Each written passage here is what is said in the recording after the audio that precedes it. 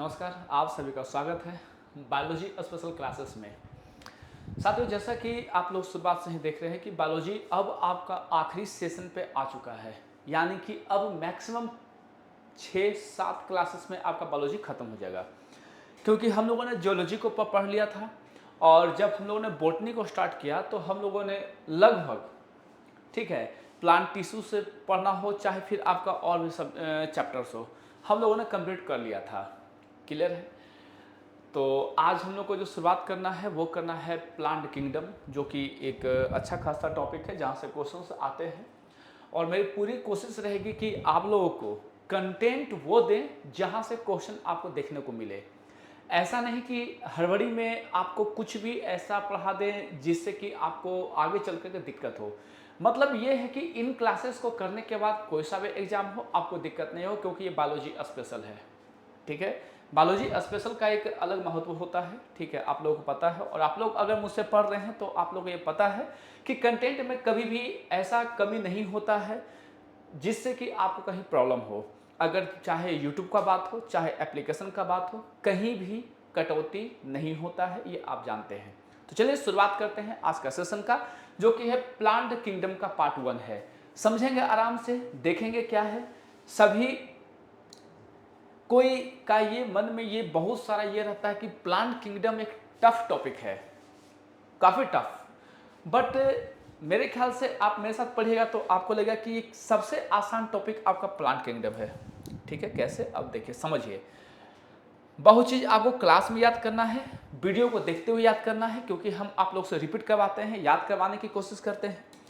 देखिए, तो शुरुआत करते हैं। सबसे पहला है प्लांट किंगडम। ठीक है, क्या है? प्लांट किंगडम है। और प्लांट किंगडम को हम लोग प्लांटी भी कहते हैं। ठीक है, प्लांटी के नाम से भी जानते हैं। जैसे एनिमलिया होता है एनिमल किंगडम, उस तरह क्या होता है, प्लांटी होता है प्लांट किंगडम। पादप जगत को निम्न आधार पर विभिन्न वर्गों में क्या होता है, विभाजित किया गया है। देखिए, अगर हम पहला विभाजन को देखें तो हम देखेंगे संवहन उत्तक। संवहन उत्तक का मतलब क्या है कि जैसे कि आप पढ़े होंगे जाइलम और फ्लोएम के बारे में, आप लोग अगर यूट्यूब पर भी देखे होंगे तो कई बार आपको इसके बारे में चर्चा हम किए हैं। तो संवहन उत्तक का बात करें तो मैक्सिमम हम लोग दो तरह का पढ़ते हैं, जाइलम और फ्लोएम। जाइलम क्या करता है कि जड़ से क्या करता है, वाटर एंड मिनरल्स को, किसको, वाटर एंड मिनरल्स को क्या करता है, हमारे रूट से पत्तियों तक पहुंचाता है। पत्ती में क्यों पहुंचाता है? क्योंकि हम जानते हैं कि जो हमारा पत्ती है वहीं पे क्या होता है, फोटोसिंथेसिस की प्रक्रिया होती है, जिसके थ्रू प्लांट जो होता है अपना खाना खुद बनाता है। क्लियर है यहाँ पर? तो यानी कि ये जो जाइलम का काम था, आपको वाटर एंड मिनरल्स को रूट से कहां तक, पत्ती तक लेके जाना। वहीं अगर बात करते हैं फ्लोएम का, तो फ्लोएम क्या करता है, जो फूड का फॉर्मेशन हो चुका है, क्या, जो फूड का फॉर्मेशन हो चुका है उस फूड को पत्तियों से प्रत्येक पार्ट्स तक पहुंचाना, किसका, प्लांट्स का। ये काम किसका होता है, फ्लोएम का होता है। तो ये दो जो संवहन उत्तक होता है, जाइलम और फ्लोएम, इसी के आधार पर हम प्लांट किंगडम को 3 भाग में बांटेंगे, जिसका नाम है सबसे पहले थैलोफाइटा, दूसरा है ब्रायोफाइटा, तीसरा है ट्रैकियोफाइटा। सिर्फ यही नहीं, इसके साथ एक और आधार होता है, उस आधार का नाम है आपका जड़, तना और पत्ती। ठीक है, जड़, तना और पत्ती, यानी कि जो आपका प्राचीन क्या होगा, पादप होगा, जो पूर्वगामी, यानी कि कहा जाए कि अगर प्लांट किंगडम का जो सबसे पहला पौधा हुआ होगा वही है आपका क्या, थैलोफाइटा।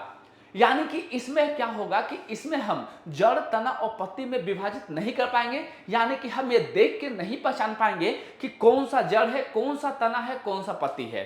आगे बढ़ेंगे, अगर यहां आएंगे हम ब्रायोफाइटा में, तो यहां पर हल्का हल्का कुछ ना कुछ यहां पे कुछ चेंजअप आएगा, क्योंकि ये इससे विकास होकर कहां तक आया, ब्रायोफाइटा तक आया। ब्रायोफाइटा में कुछ ना कुछ चेंजअप होगा। ठीक है, जड़ हल्का फुल्का आपको जड़ देखने को मिल जाएगा। ठीक है,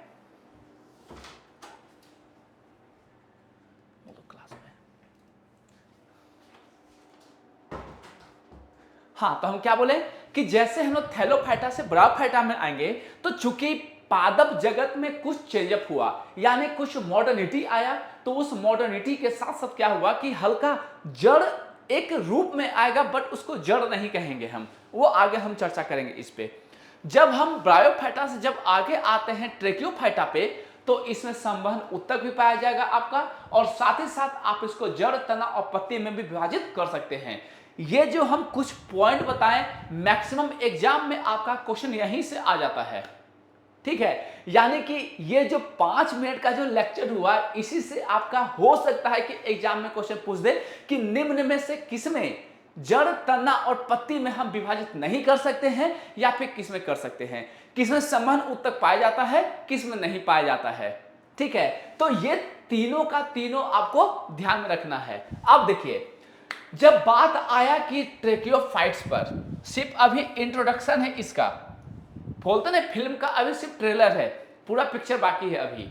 तो यानी कि जो ट्रेकियोफाइटा का अगर बात करते हैं, तो इसमें संवहन उत्तक क्लियरली पाया जा रहा है ना। इसको जड़, तना, पत्ती में हम बांट पा रहे हैं, तो उसी के आधार पर अब इसका विभाजन होगा, ठीक है। यानी कि हम ट्रेकियोफाइट्स को 3 भाग में बांटेंगे। एक का नाम है टेरिडोफाइटा, जिम्नोस्पर्म एंड एंजियोस्पर्म। क्या? Pteridophyta, gymnosperm and angiosperm. अब यहां पे अलग चर्चा होगा। एक होगा बीज रहित, जो पहला होगा टेरिडोफाइटा, ये क्या होगा? बीज रहित होगा। बाकी ये इन दोनों में बीज पाया जाएगा, लेकिन इन दोनों को भी बांटेंगे कैसे? एक बीज होगा लेकिन उसके ऊपर आवरण नहीं होगा। क्या? उसके ऊपर आवरण नहीं होगा। या फिर ये कहिए कि मान के चले कि आप हैं और आपने कपड़े नहीं पहने हैं, वो हो गया आपका जिम्नोस्पर्म, ठीक है। एक हो गया एंजियोस्पर्म, जिसके जैसे आप हैं और आपने कपड़े पहने हुए हैं, वो हो गया आपका क्या? एंजियोस्पर्म। हमारे शरीर के लिए खोल का काम क्या करता है? हमारा कपड़ा। तो कपड़ा हम नहीं पहने हैं, जिम्नोस्पर्म पहने हुए हैं, एंजियोस्पर्म। अब चूंकि कपड़ा पहने हुए भी हैं, तो अब उसको भी हम 2 भाग में बांटेंगे। एक होता है एक बीजपत्री, एक होता है द्विबीजपत्री। यहां थोड़ा समझना है। जैसे कि मान के चले चना आप लिए, तो चना को जब हम तोड़ते हैं 2 भाग में, तो क्या वो समरूपता को दिखाएगा?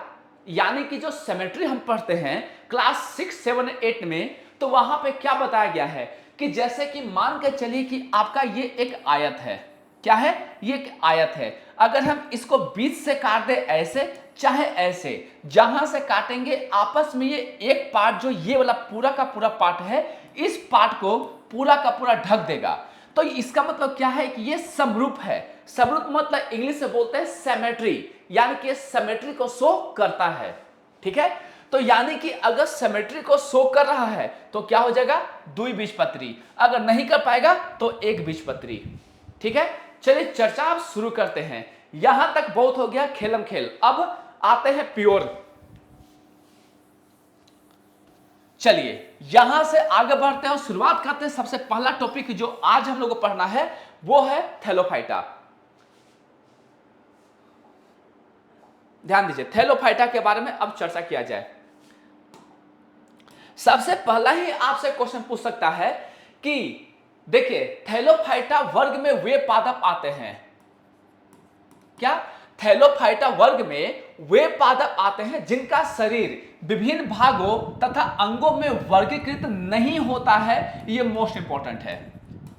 चूंकि 2018 का अगर हम बात करें, जो आपका एलएपी, जो आपका टेक्नीशियन का वैकेंसी आया था, उसमें बायोलॉजी में क्वेश्चन इसी पॉइंट से उठा के आया था कि निम्न में से या फिर जो चारों ऑप्शन है उसमें से कौन सा ऐसा पादप है जिसको हम जड़, तना और पत्ती में विभाजित नहीं कर सकते हैं। तो याद रखिएगा क्या है वो? थैलोफाइटा है। क्या है? थैलो। थैलस का मतलब क्या होता है? ठीक है, नाम जो इसका पड़ा है थैलोफाइटा, तो ये वर्ड आया है थैलस से। थैलस क्या होता है? थैलस एक आपका आकृति है। क्या है? एक आकृति है जिसमें ना तो हम पत्ता को डिफरेंशिएट कर सकते हैं, ना तो तना को, ना तो जड़ को। चलिए आगे चलते हैं। इसमें शैवाल पादप आते हैं। इसका एक एग्जांपल याद रखिए, शैवाल। क्या है? शैवाल। साथ ही साथ आप यहां से लाइकेन भी याद रख सकते हैं, क्योंकि लाइकेन भी इसी में हम रखेंगे। तो याद कर लीजिएगा शैवाल और लाइकेन। क्या? लाइकेन। यहीं से याद करवा देंगे पूरा का पूरा चैप्टर आप लोगों को, टेंशन नहीं लीजिए आप लोग। क्या बोले हम? कि इसी में आता है शैवाल, इसी में आता है लाइकेन। ध्यान दीजिएगा, जो शैवाल शब्द है, शैवाल शब्द को देने वाले सबसे पहले कौन थे? तो याद रखिएगा, शैवाल शब्द को देने वाले सबसे पहले वही थे जिन्होंने द्वि नाम पद्धति दिया था, यानी कि आपको क्या बोलते हैं, टू किंगडम क्लासिफिकेशन। ठीक है, किसने दिया था? लिनियस साहब ने। लिनियस साहब ने और क्या दिया था? तो कहिएगा द्विनाम पद्धति। द्विनाम पद्धति भी इन्होंने ही दिया था, द्विनाम पद्धति। साथ ही साथ इन्होंने टू किंगडम क्लासिफिकेशन दिया था, टू किंगडम क्लासिफिकेशन। आराम से पढ़िए, सब याद हो जाएगा, क्लासिफिकेशन। ठीक है, जिसमें सिर्फ और सिर्फ इन्होंने बताया था किसके बारे में? जंतु जगत के बारे में, जंतु जगत के बारे में, साथ ही साथ पादप जगत के बारे में, बस। ठीक है, और द्विनाम पद्धति क्या होता है? जैसे कि आपको पढ़ाए थे हम मानव, मानव को क्या कहते हैं? होमो सेपियंस। मानव क्या है? तो मानव को बोलते हैं होमो और सेपियंस, सेपियंस। ठीक है, देख रहे हैं? तो ये था आपका। तो यहां से दो क्वेश्चन निकला कि शैवाल शब्द दिया था किन्होंने? लिनियस साहब ने दिया था। ईयर याद रखिए या मत रखिए, there is no any problem. ठीक है, फिर भी याद करवा देते हैं। 1755 में लिनियस साहब ने शैवाल शब्द को दिया था। क्लियर है? लिनियस साहब ने द्विनाम पद्धति को दिया था, लिनियस साहब ने आपको टू किंगडम क्लासिफिकेशन को भी दिया था। चलिए आगे चलते हैं।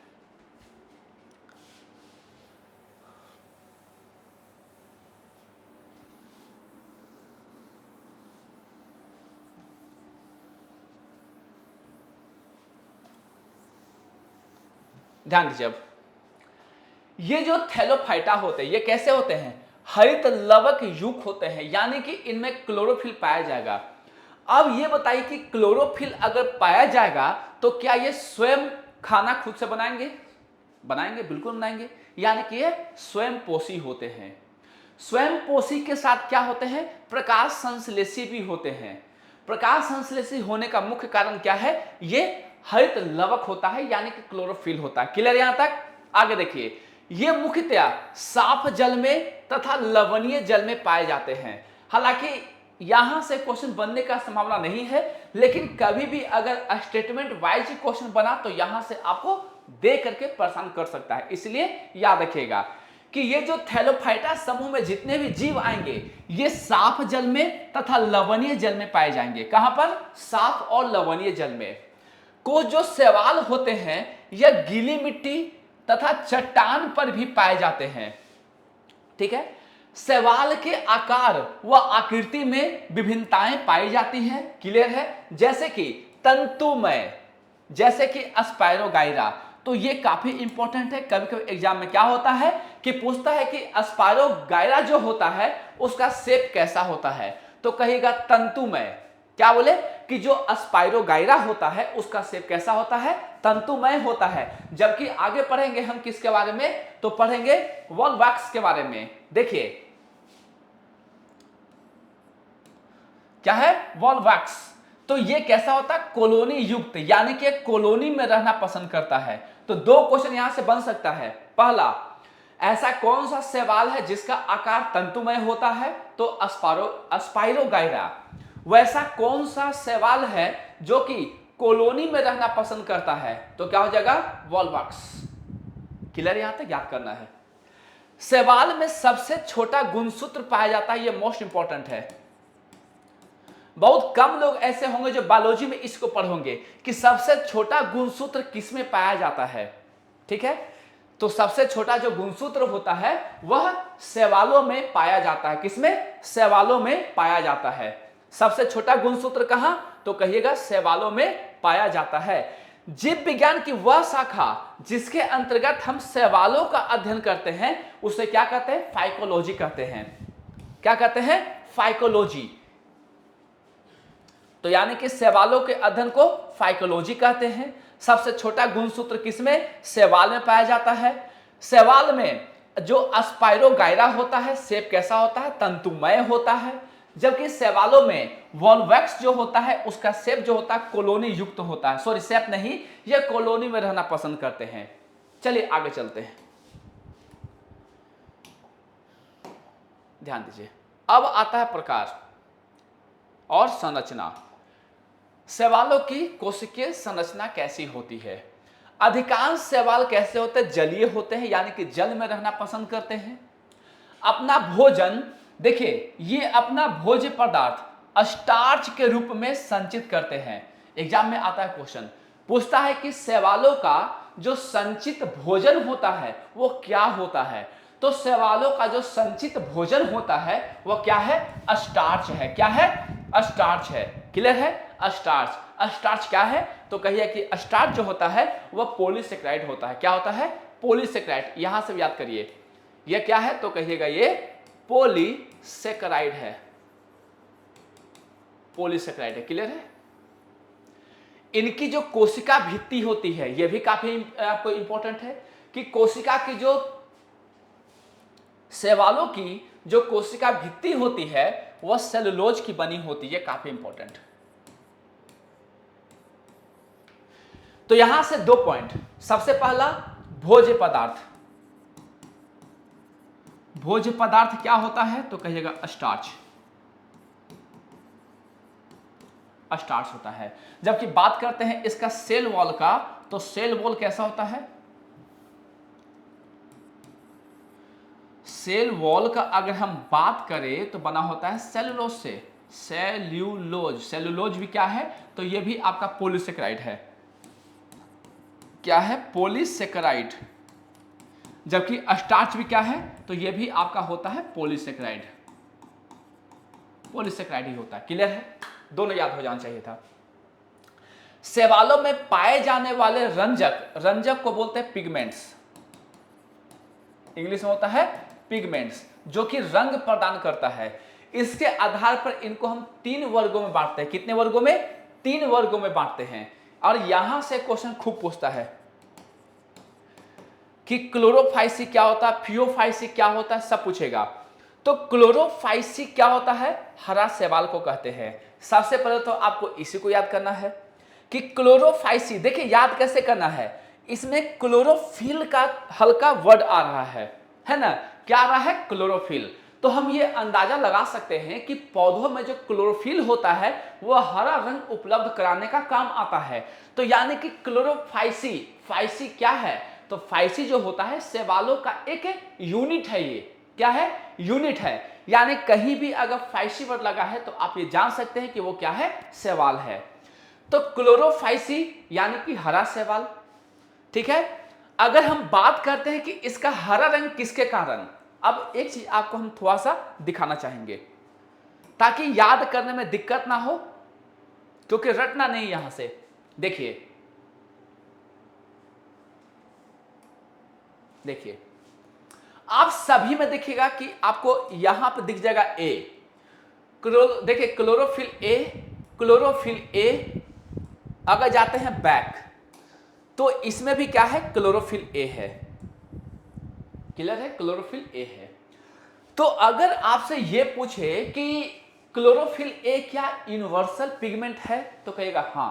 तो यहां से एक चीज जानिए कि क्लोरोफिल ए जो होता है, क्लोरोफिल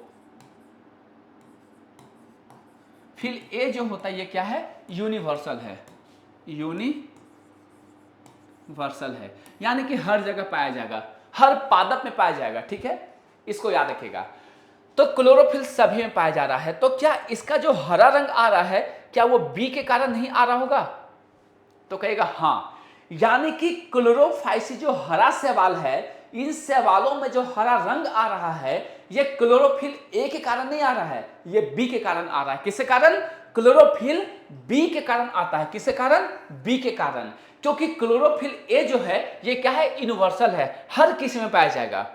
ठीक है? आपको अब देखिए ये याद नहीं करेगा, हालांकि फिर भी हम पढ़ा दे रहे हैं ताकि अगर किन्हीं को याद करना है कर सकते हैं। ध्यान दीजिए, संचित भोजन और कोशिका भित्ति, ये तो मोस्ट इंपॉर्टेंट होता है। ये याद करना ही पड़ेगा आप लोगों को। तो यानी कि क्लोरोफाइसी जो हरा शैवाल है इसमें संचित भोजन जो होता है वो किस रूप में होता है? तो स्टार्च के रूप में। किस रूप में? स्टार्च के रूप में होता है। जबकि कोशिका भित्ति होता है सेलुलोज के रूप में होता है। किस रूप में? सेलुलोज के रूप में होता है।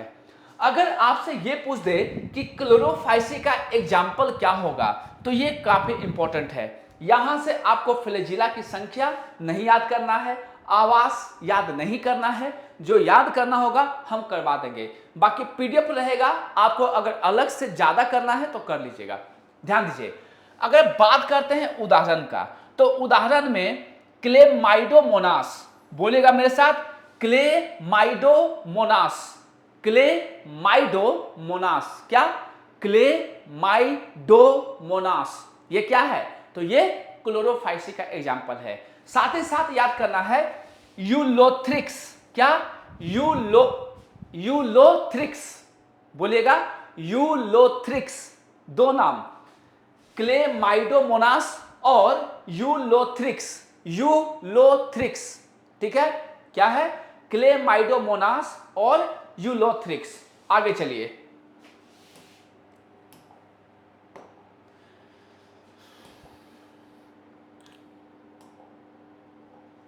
देखिए आगे, फियोफाइसी। फियोफाइसी क्या होता है? भूरा शैवाल। क्या है? फियोफाइसी जो होता है ये भूरा शैवाल है। फियोफाइसी कैसा है? भूरा शैवाल है। क्लोरोफिल ए तो सब में कॉमन होगा, तो इसमें जो भूरा रंग आ रहा है किसके कारण? तो ये सी के कारण एंड फ्यूकोजेंथिन के कारण। किसके कारण? फ्यूकोजेंथिन के कारण आता है। फियोफाइसी मतलब भूरा शैवाल। भूरा शैवाल में जो भूरा रंग जो आ रहा है ये सी के कारण, chlorophyll C and fucoxanthin, fucoxanthin के कारण आता है। क्लियर है? अगर हम बात करते हैं संचित भोजन, क्या? संचित भोजन की अगर हम बात करें तो संचित भोजन जो आता है यह आता है मैनिटोल लैमिनेरिस। क्या? मैनिटोल लैमिनेरिन होता है। क्या होता है? मैनिटोल लैमिनेरिन। ये क्या है? संचित भोज्य पदार्थ है। जबकि अगर बात करते हैं इसका सेल वॉल का, ये मोस्ट इंपॉर्टेंट है, ये दोनों फेज तो बनता है सेलुलोज तथा एल्जिन से। किससे? सेलुलोज तथा एल्जिन। क्या? सेलुलोज तथा एल्जिन। क्या हम बोले? सेलुलोज तथा एल्जिन, सेलुलोज तथा एल्जिन से बना होता है। अगर हम बात करते हैं एग्जाम्पल का, तो फ्यूकस सारगैसम। सारगैसम क्या होता है? ठीक है, तो सारगैसम एक शैवाल है जो कि आपका नॉर्थ अटलांटिक महासागर में पाया जाता है। किसमें? नॉर्थ अटलांटिक महासागर में ये पाया जाता है। क्लियर यहां तक? चलिए आगे देखिए, फ्यूकस सारगैसम या सारगसम जो भी हो। एक आता है रोडोफाइसी। क्या आता है? रोडोफाइसी, लाल शैवाल, रोडो लाल शैवाल। इसमें डी के कारण और फाइकोइरिथ्रिन, फाइकोइरिथ्रिन के कारण लाल रंग होता है। क्लियर है? किसके कारण? तो कहिएगा chlorophyll a and d and phycoerythrin, phycoerythrin, phycoerythrin, phycoerythrin के कारण क्या होता है? लाल रंग आता है। क्लियर हो रहा है यहां तक? डी और फाइकोइरिथ्रिन के कारण, फाइकोइरिथ्रिन के कारण आता है। अब बात करते हैं संचित भोजन का और सेल वॉल। क्या है? संचित भोजन, संचित भोज्य पदार्थ या भोजन जो भी हो, और ये हो जाएगा सेल वॉल, सेल वॉल। तो जो संचित भोजन होता है वो क्या होता है? फ्लोरिड, फ्लोरिडोन और स्टार्च। क्या है? फ्लोरिडोन स्टार्च, फ्लोरिडोन स्टार्च, बोलेगा फ्लोरिडोन स्टार्च। क्या होता है? फ्लोरिडोन स्टार्च। जबकि बात करते हैं सेल वॉल का, तो ये बना होता है किससे? सेलुलोज से। किससे? सेलुलोज से मिलकर के बना होता है। अब इसका आपको दिखाते हैं एग्जांपल। तो पोरफायरा ग्लेसिरी, क्या बोले हम? Porphyra Gracilaria, Porphyra Gracilaria. क्या हम बोले? Porphyra Gracilaria, Gracilaria, Gracilaria. चलिए आगे चलते हैं। अब एक चीज पूछता है एग्जाम में कि बर्फ पर उगने वाले शैवाल को क्या कहते हैं? तो याद रखिएगा, बर्फ पर उगने वाले जो शैवाल होते हैं उनको क्रिप्टोफाइट्स कहते हैं। क्या कहते हैं? क्रिप्टोफाइट्स या फिर इंग्लिश में क्रिप्टोफाइट्स के नाम से जानते हैं। क्या? क्रिप्टोफाइट्स, बर्फ पर उगने वाले शैवाल क्रिप्टोफाइट्स, जबकि चट्टान पर उगने वाले शैवाल को क्या कहते हैं? लिथोफाइट्स कहते हैं। क्या कहते हैं? लिथोफाइट्स। ये काफी इंपॉर्टेंट है जो आपको याद रखना है। बर्फ पर उगने वाले शैवाल को कहते हैं क्रिप्टोफाइट्स, जबकि चट्टान पर उगने वाले शैवाल को कहते हैं लिथोफाइट्स के नाम से जानते हैं। क्या? लिथोफाइट्स के नाम से जानते हैं। क्लियर यहां तक? चलिए आगे देखते हैं। चलिए, तो यहीं तक था आपका, ठीक है। सवाल पर अगर कुछ छूटेगा तो एक अलग से भी क्लास उसका हल्का सा लाएंगे, छोटा छोटा। लेकिन सबसे पहले आपको अभी इससे बाहर नहीं आना है। बट अगर उसका औषधीय कुछ गुण हुआ, कुछ अगर उसका ये सब मेडिसिन वाला जो चैप्टर अलग से लाएंगे हम, तो उसमें कुछ ढुका देंगे उसको हम, ठीक है, जिससे आपका दिक्कत नहीं होगा। हालांकि इससे बाहर नहीं आता है, ये श्योरिटी है, ठीक है। तो यानी कि आपको सवाल में इससे ज्यादा नहीं पढ़ना है, साथ ही साथ आपको थैलोफाइटा में इससे ज्यादा नहीं पढ़ना है। क्लियर यहां तक? चलिए आगे चलते हैं।